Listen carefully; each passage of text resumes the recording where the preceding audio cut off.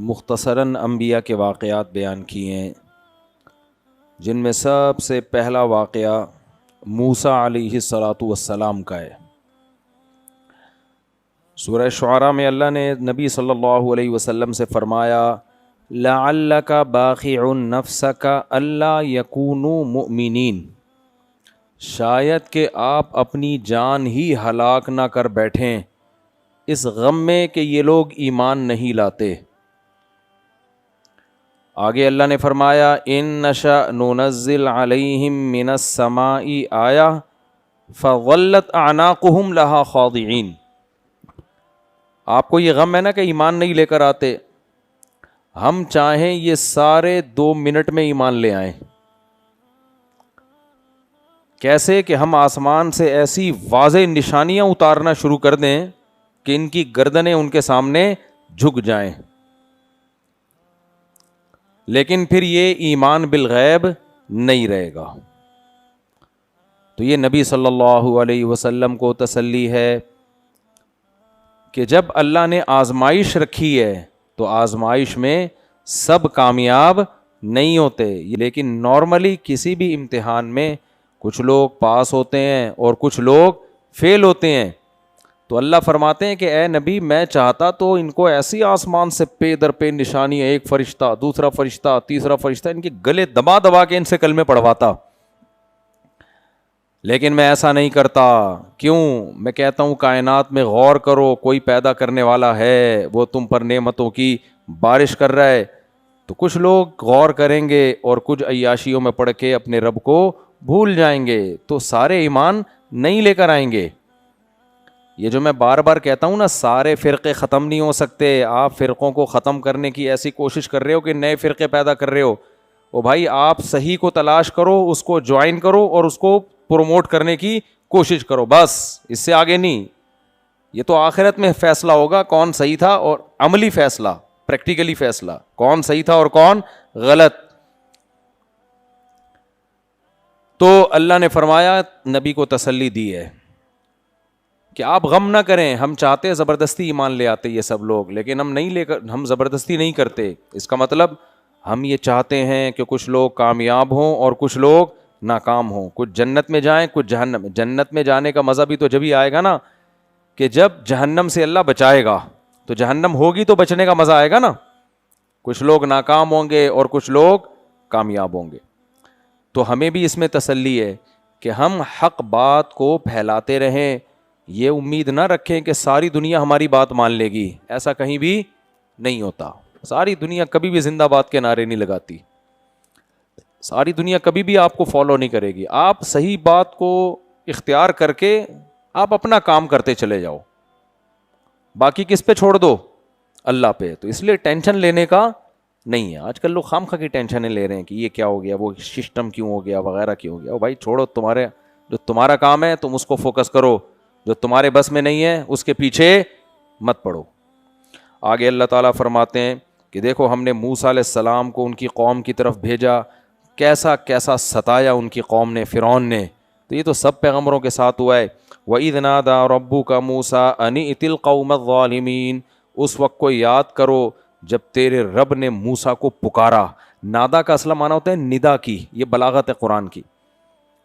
موسیٰ کو گویا ندا کی اللہ نے، دور سے پکارا نا، یعنی اصل میں تو اللہ نے قریب سے پکارا تھا، لیکن اہتمام سے کسی بات کو بیان کرنے کے لیے، جیسے آپ کو بہت ضروری کام ہوتا ہے نا، آپ دور سے بلاتے ہیں بندے کو، پکارتے ہیں، بھائی ادھر آؤ، کہاں جا رہے ہو؟ تو حضرت موسیٰ علیہ السلام بھی اپنے کاموں میں مشغول تھے، اللہ نے ندا لگائی موسیٰ کو، اے موسیٰ کہاں جا رہا ہے بھائی؟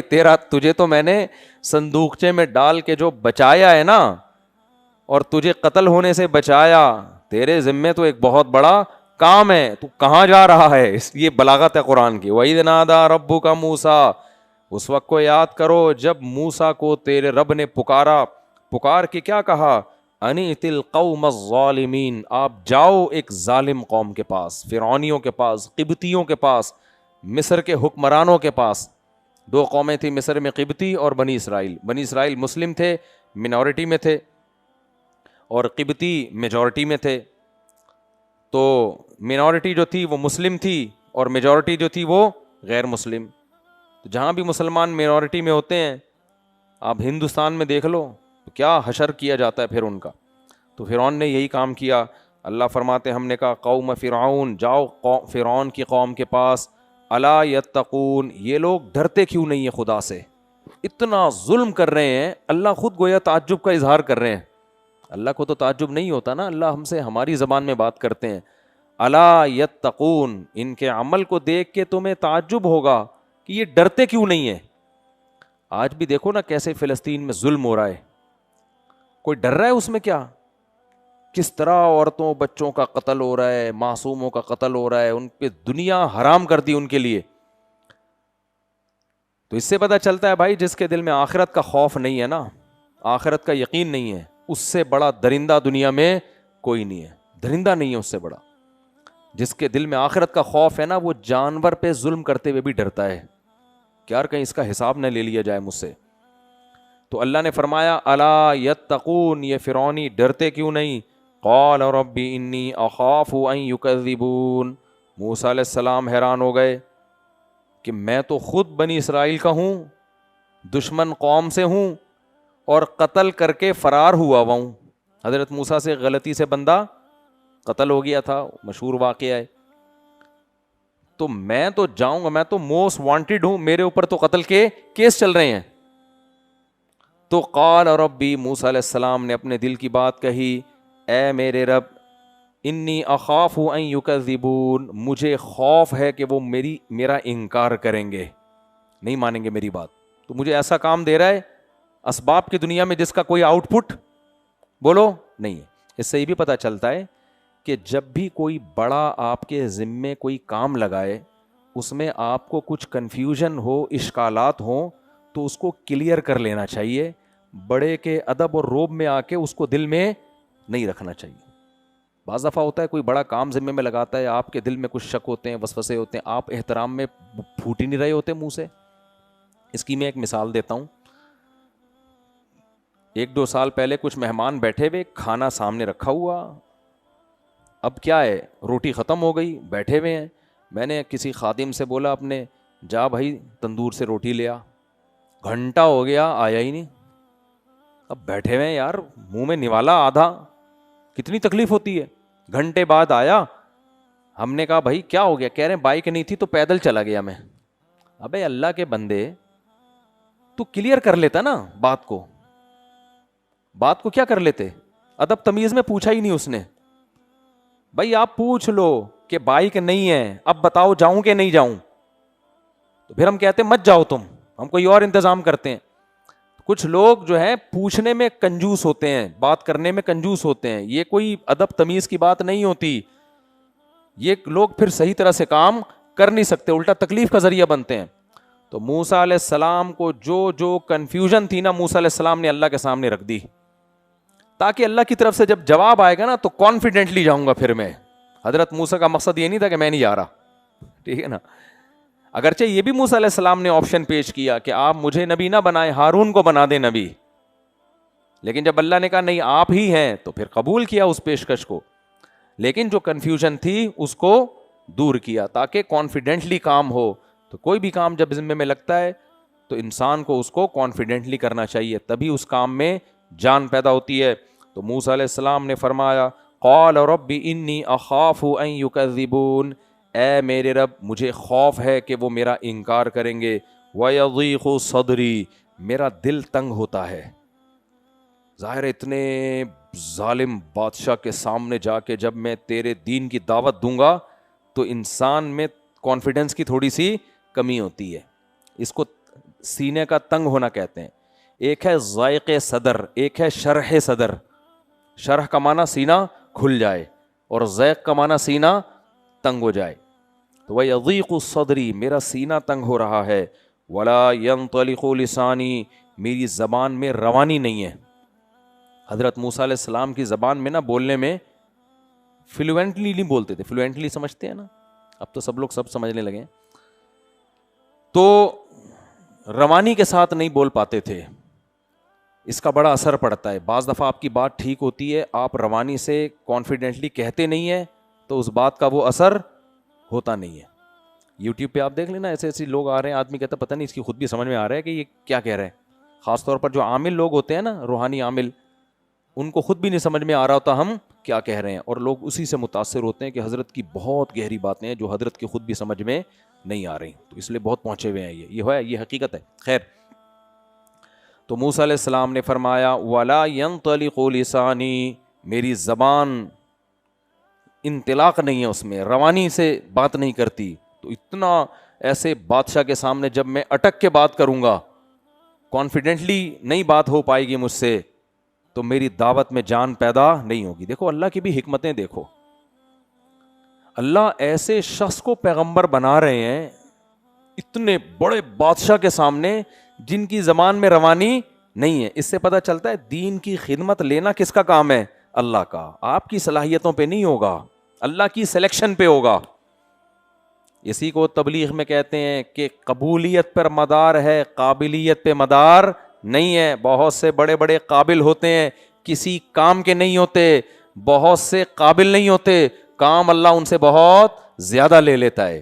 تو اس لیے اللہ سے اپنے آپ کو قبولوایا کرو. ہم نے اپنے بڑوں سے یہ دعا سیکھی ہے. جب ہم مدرسے میں آئے تو ہمارے حضرت فرمایا کرتے تھے اللہ سے یہ دعا بہت زیادہ مانگا کرو, اے اللہ تو ہم سے اپنے دین کی خدمت لے لے. فرمایا کرتے تھے ہم نے بڑے ذہین طلبہ مدارس میں دیکھے ہیں, ہر سال امتحان میں 100 نمبر سے پاس ہو رہے ہیں, لیکن دین کی خدمت کا موقع نہیں ملتا. کوئی پولٹری فارم چلا رہا ہے, کوئی بھینسوں کا باڑا چلا رہا ہے, ٹھیک ہے چلو تجارت کر رہے ہیں, اپنا کھا رہے ہیں, لیکن دین کی خدمت نہیں لے رہا. فرماتے تھے ہم نے بہت سے ایسے لوگوں کو دیکھا ہے جن کے بارے میں ہم سمجھتے تھے یہ تو کچھ بھی نہیں کر پائیں گے, لیکن آج اللہ ان سے دین کی بہت زیادہ خدمت لے رہا ہے. تو اس لیے اللہ سے نا یہ دعا مانگا کرو کہ اللہ ہم سے اخلاص, عافیت, قوت اور ہمت کے ساتھ اپنے دین کی بہت زیادہ خدمت لے لے, کیونکہ اللہ کی نظر میں سب سے بڑا مقام اس کا ہے جس سے اللہ دین کا کام لے رہا ہے. کیونکہ پیغمبروں کا مقام سب سے اونچا ہے نا, تو سب سے زیادہ خدمت اللہ کن سے دین کی لیتا ہے؟ پیغمبروں سے. تو اپنے کام کے لیے اللہ نے پیغمبروں کو سلیکٹ کیا ہے. اور حدیث میں آتا ہے العلماء ورثۃ الانبیاء, علماء انبیاء کے وارث ہیں. اب نبی دنیا سے چلے گئے اور آخری نبی تھے, اب علماء.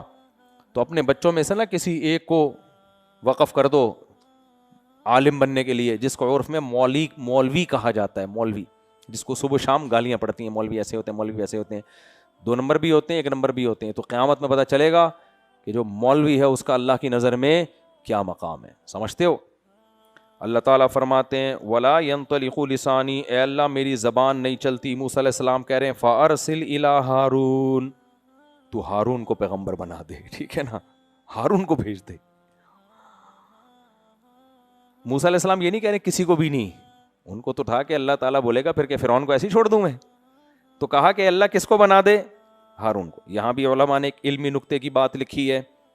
دیکھو نبوت سے بڑا عہدہ دنیا میں کوئی نہیں ہوتا, لیکن حضرت موسیٰ یہ بار اٹھانا نہیں چاہتے, یہ کہتے ہیں یہ دوسرا. تو جس کو خود شوق ہو نا کوئی منصب حاصل کرنے کا, علماء کہتے ہیں وہ اس منصب کا اہل نہیں ہے. آج کل ایسا ہوتا ہے نا کسی بزرگ کی طرف سے خلافت ملتی ہے, اجازت بیعت ملتی ہے کہ آپ گدی نشین بن گئے, آپ بھی لوگوں کو بیعت کریں. علماء نے لکھا ہے جس کو اجازت ملی نا, خلافت ملی, اور اس کو لڈو پھوٹ رہے ہیں دل میں, یہ اس کی علامت ہے کہ یہ خلافت کا اہل نہیں ہے. لڈو پھوٹتے ہیں کہ شیخ صاحب نے مجھے اپنی گدی پہ بٹھا دیا, مجھے بھی پیر بنا دیا, مٹھائیاں بٹ رہی ہیں, اس کی علامت ہے کہ یہ اس کا اہل نہیں ہے. جس کے دل پر بوجھ ہو بہت زیادہ کہ یہ کیا ہو گیا بھائی, میرے ذمہ اتنا بڑا کام لگا دیا, پتہ نہیں میں اس کو پورا کر پاؤں گا کہ نہیں کر پاؤں گا, تو یہ کم از کم اس کی علامت ہے کہ اس میں حب جاہ نہیں ہے. یہ کم سے کم اس کی علامت ہے. بہرحال حب جاہ کا مطلب شوق نہیں ہے اس کو. تو آج کل نا شوق ہوتا ہے. تو حضرت مولانا امداد اللہ مہاجر مکی رحمۃ اللہ کی خدمت میں ایک شخص بیعت ہونے کے لیے آیا, کئی سال تک ان سے اصلاحی تعلق رکھا, کوئی فائدہ ہی نہیں ہوا. تو انہوں نے کہا کہ تم کیوں آئے تھے؟ انہوں نے کہا میں اس نیت سے آیا تھا کہ میں جب اتنے عرصہ ذکر کروں گا, اللہ اللہ کروں گا, تو آپ پھر مجھے خلافت دے دیں گے. کیا دے دیں گے؟ خلافت. فرمایا اسی لیے تمہیں 2 ٹکے کا بھی فائدہ نہیں ہوا, 2 ٹکے کا فائدہ نہیں ہوا. تو انسان بننے کے لیے آیا کرو, بزرگ بننے کے لیے نہیں آیا کرو. لوگ انسان بننا نہیں چاہتے کیونکہ انسان بن کے نارمل ہو جائیں گے جیسے سب لوگ ہوتے ہیں. شریف کہلائیں گے, تھوڑے سے شریف آدمی, تو شریف آدمی کو کوئی عزت ہوتی ہے؟ تو شریف انسان بن جائے گا نا زیادہ سے زیادہ. تو شریف انسان کے بزرگ کا جو ہے نا ایک کیا ہوتا ہے, ایک مقام ہوتا ہے, بھائی بزرگ ہیں علاقے کے, تو اس لیے نارمل شریف انسان بن جایا کرو, وہی بزرگ ہی ہوتے ہیں وہ. تو اللہ تعالیٰ فرماتے ہیں اے اللہ فارسل الی ہارون, تو ہارون کو پیغمبر بنا دے, وَلَهُمْ عَلَيَّ ذَنْبٌ, اور میرے اوپر تو ایک کیس بھی ہے, میں نے ایک انسان کو مکہ مارا تھا لڑائی چھڑانے کے لیے, وہ مکہ اس کی موت کا سبب بن گیا. مشہور واقعہ ہے نا, حضرت موسیٰ علیہ السلام نے مصر میں دیکھا 2 بندے لڑ رہے ہیں, حضرت موسیٰ نے ایک چماٹ لگایا اس کو کہ لڑائی چھڑوانے کے لیے, وہ اتنا زور کا لگا وہ بندہ کلٹی ہو گیا. ٹھیک ہے, اس کو قتل خطا کہتے ہیں, قتل خطا. اس پہ قتل نہیں ہے, قصاص نہیں لیا جاتا کیونکہ جان کے تھوڑی مارا ہے, لیکن فرعون نے قصاص کا آرڈر جاری کیا کہ قتل کیا جائے گا. تو حضرت موسیٰ علیہ السلام فرار ہو گئے. اب حضرت موسیٰ علیہ السلام کہہ رہے ہیں اے اللہ تو مجھے فرعون کے پاس بھیج رہا ہے کہ میں تو پہلے ہی موسٹ وانٹیڈ ہوں, فاخاف ان یقتلون, مجھے خوف ہے کہ وہ